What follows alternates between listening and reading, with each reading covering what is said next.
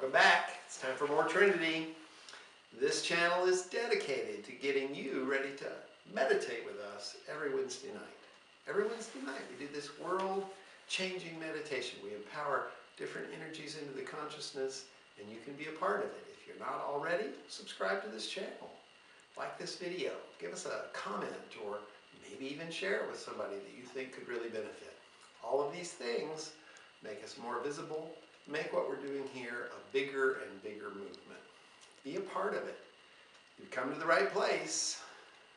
Tonight, we're going to talk about the energy of discovery. Discovery is misunderstood because people look outward at it. They say, oh, discovery is all about finding a new restaurant or taking an adventure to a far land and learning how to speak Mandarin Chinese or something. That's what discovery is. Digging deep into the ground and finding a dinosaur bone that nobody's ever found before. It's all outward based, and sadly that's not really how discovery works. If somebody says to you, I discovered recently that I like oysters, what they mean is that they went inside and they found a piece of courage that they didn't know was there, and it allowed them to try these oysters that they knew existed their whole life but had never tasted, because every time they walked by they went, ugh, I bet that's gross. And they didn't try it. They didn't have the courage. Discovery is largely an internal journey. It is finding something in you, and then the thing that you find outside is just a byproduct.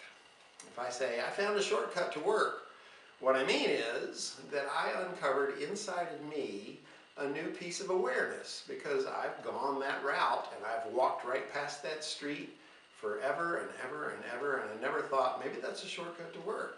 But finally I tried it. My awareness reached the point where I had a thought, maybe this would work. It wasn't the thing outside I discovered. Yes, I did find a new way to work, but it was the result of me going inside and finding a new piece of awareness. If I discover that I really like wine, I always thought it was so snobby and, you know, fruity taste in your mouth, and I thought, screw all that, I'll never taste wine, that's not my deal. But then one time I try it and I think, oh, I kind of like it, and I got into it, and I started looking at vintages, and now I'm a wine connoisseur. How did that happen? How did I discover this love? It wasn't because something outside of me tapped me on the shoulder and said, today you're going to taste it even though you've said no 100 times. It was because inside I uncovered some piece of detachment or willingness or something that allowed me to get over that hump of no, I won't ever try it. It is that inward journey that discovery is really all about. And I have a self-defense exercise tonight that I think will really help you with that inward journey. You see, the most important self-defense tool that you have is the ability to actually commit to, this is a terrible situation and I must do something. Usually, even if you've had years and years of training in karate or something like that, there will be a moment where somebody actually smashes a bottle and comes at you, I'm going to cut you, and you go, what do I do? Am I really ready to kick this person in the face? I mean, we pantomime that in class, but I've never kicked a person in the face. Is this, I could go to jail for this, is it? But he's coming with this bottle, oh, and you go into this moment where you're just at a loss because you've never actually confronted a violent encounter. So before that happens, before you get to that moment of truth, I strongly encourage you to do some work to find your inner warrior.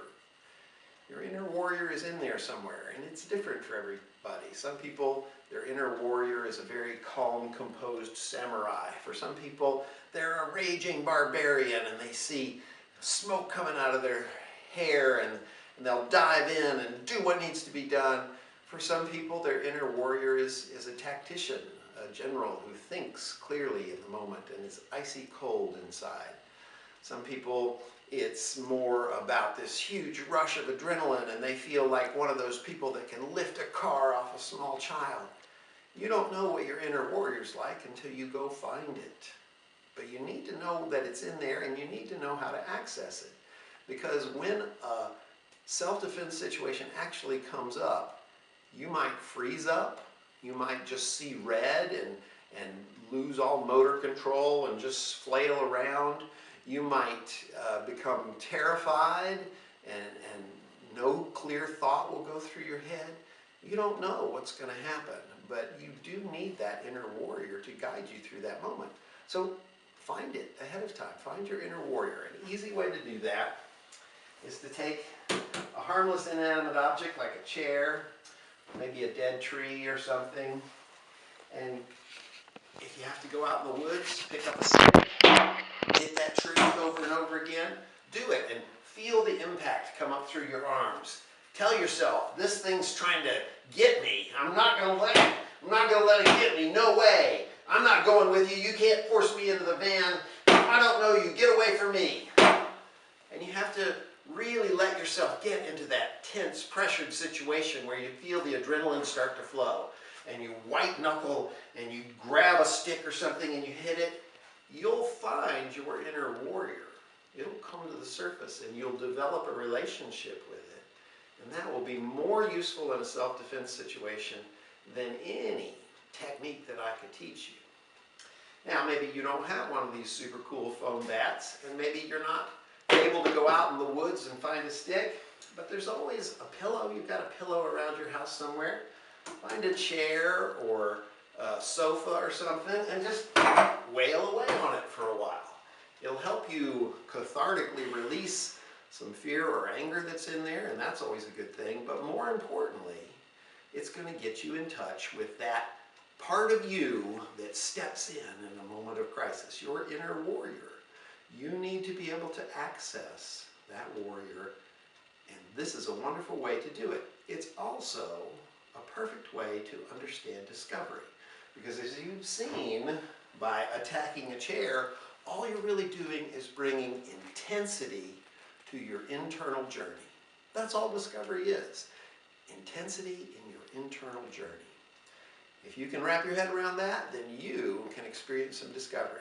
If you think this stuff's cool, stay tuned for more Trinity.